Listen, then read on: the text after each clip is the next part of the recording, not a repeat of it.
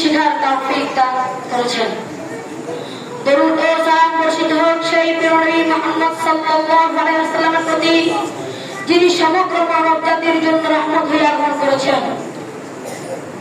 ইবনে মাসউদ রাদিয়াল্লাহু তাআলা মাদ্রাসার কর্তৃক আয়োজিত বার্ষিক সাংস্কৃতিক অনুষ্ঠানের সম্মানিত সভাপতি, মুহতারাম মাসজিদে কেরাম, দক্ষ উপস্থাপক ও আমার প্রাণপ্রিয় ছাত্র ভাইরা, প্রিয় সহপাঠীরা, আমি আজ আপনাদের সামনে ইখলাস বিষয়ে কিছু কথা বলবো। আমি আশা করছি আপনারা মনোযোগ দিয়ে শ্রবণ করবেন ইনশাআল্লাহ। ইখলাসের অর্থ ও গুরুত্ব। ইখলাস মানে হলো আমরা যা কিছু কাজ করি তা শুধুমাত্র আল্লাহর সন্তুষ্টির জন্য করা, কোনো প্রশংসা পাওয়ার জন্য নয়, কোনো সম্মান বা দুনিয়াবি লাভের জন্য নয়, বরং একমাত্র আল্লাহর সন্তুষ্টির উদ্দেশ্যে করা, এটাই ইখলাস। আল্লাহ তাআলা বলেন, ওয়ামা উমিরু ইল্লা লিয়াবুদুল্লাহ মুখলিসিনা লাহুদ্দিন। তাদেরকে আদেশ করা হয়েছে কেবল আল্লাহর ইবাদত করতে, তার জন্য দ্বীনকে একনিষ্ঠ করে। রাসূলুল্লাহ সাল্লাল্লাহু আলাইহি সাল্লাম বলেন, ইন্নামাল আ'মালু বিন্নিয়াত ওয়া ইন্নামা লিকুল্লি ইমরিইন মা নাওয়া। নিশ্চয়ই সমস্ত কাজ নিয়তের উপর নির্ভরশীল, আর প্রত্যেক মানুষ তার নিয়ত অনুযায়ী ফল পাবে। ইখলাসের বাস্তব শিক্ষা একটি গল্প। একজন সৎলোক পথ চলছিলেন। হঠাৎ তিনি দেখলেন কিছু লোক একটি গাছের নিচে বসে গাছটিকে বর্ষ বানিয়ে পূজা করছে। তিনি আল্লাহর জন্য রাগান্বিত হয়ে বললেন, আমি এই গাছটি কেটে ফেলবো, যাতে মানুষ আর এতে শিরিক না করে। তিনি কুঠার নিয়ে রওনা হলেন। পথে শয়তান মানুষের রূপে এসে বলল, তুমি কোথায় যাচ্ছ? লোকটি বলল, আমি এই গাছটি কেটে ফেলতে যাচ্ছি।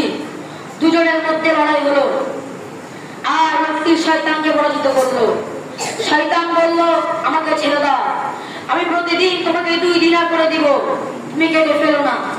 লোকটি ভাবলো, আমি এই টাকাগুলো সদকা করবো। সে রাজি হয়ে ফিরে গেল। প্রথম 2 দিন টাকাগুলো পেয়েছিল, তৃতীয় দিন পেল না। সে রাগে আবার গাছ কাটতে বের হলো। এবার শয়তানের সাথে লড়াইয়ে শয়তানই তাকে পরাজিত করলো। লোকটি অবাক হয়ে জিজ্ঞেস করলো, তুমি আজ আমাকে হারালে কিভাবে? শয়তান বলল, গতবার তুমি আল্লাহর জন্য রাগ করেছিলে, তাই আল্লাহ তাআলা তোমাকে সাহায্য করেছেন, কিন্তু এবার তুমি নিজের রাগে বের হয়েছ, তাই আল্লাহ তাআলা তোমাকে সাহায্য করেননি।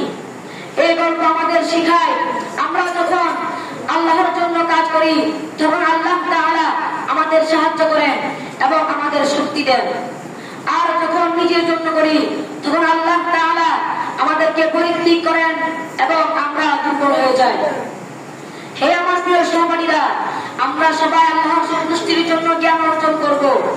আমাদের নিয়ত যেন সর্বদা পবিত্র হয়। আমরা যেন কোরআনের আলোয় নিজেদের জীবন আলোকিত করি। প্রতিটি কাজের আগে নিয়ত ঠিক করুন, জ্ঞান শিখুন, যেন তা অনুযায়ী আমল করতে পারেন। লোক দেখানো ও প্রশংসা পাওয়ার ইচ্ছা থেকে বেঁচে থাকুন। কোরআনকে আপনার রাত দিনের সঙ্গী করুন। প্রত্যেক পদক্ষেপে আল্লাহর সন্তুষ্টির জন্য কাজ করুন। আল্লাহুম্মা জাআলনি ইয়াদিনা খালিসাতান লিওয়াজহিক।